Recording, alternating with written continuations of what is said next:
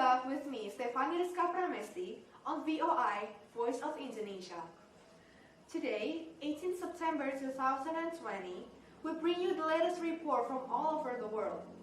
And for today's news is about poverty in Indonesia during COVID-19 pandemic. Based on BPS data in March 2018, poverty in Indonesia declined to the lowest level. Indonesia's relative poverty figure fell to 9.82% of the total population. Therefore, 25.95 million Indonesians are now categorized as poor.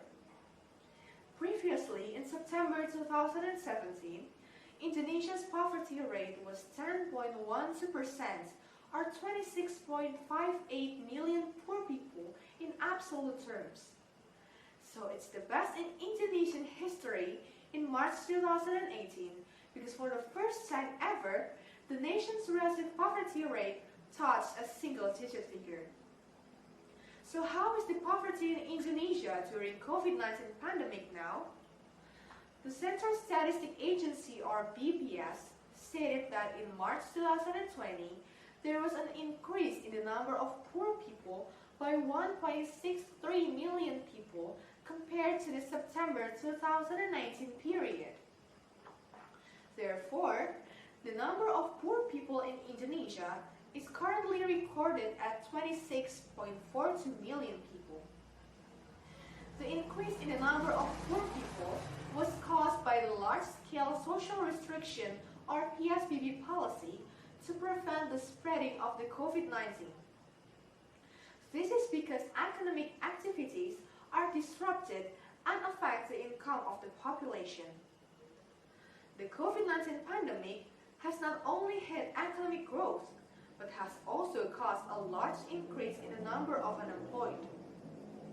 A wave of termination of employment, or PHK, is increasingly spreading in a number of sectors, ranging from the manufacturing, tourism, transportation, trading, construction, and other sectors. The increase in the price of basic commodities in the pandemic period has become one of the triggers for the increase in the value of the poverty line, especially the food poverty line.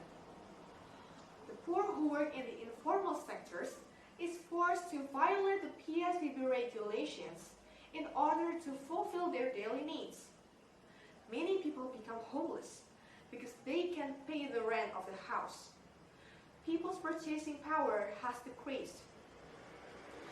The Indonesian government is trying to reduce the burden on the poor by reducing costs that can be controlled by the government, such as lowering oil fuel prices, increasing the number of recipients of electricity tariff cuts for all 900 full amperes customers, lowering 3 kg LPG prices, conducting market operations to maintain the stability of the basic necessities price, and provide direct cash assistance, or BLT, to the poor and also people with income below 5 million rupiahs.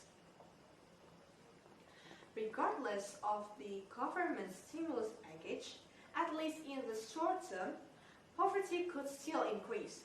GDP growth turns negative. But policy responsive to past economic crises have left behind a comprehensive social safety net. These various efforts are aimed at minimizing the effects of the COVID-19 pandemic and bringing Indonesia back to poverty before the pandemic.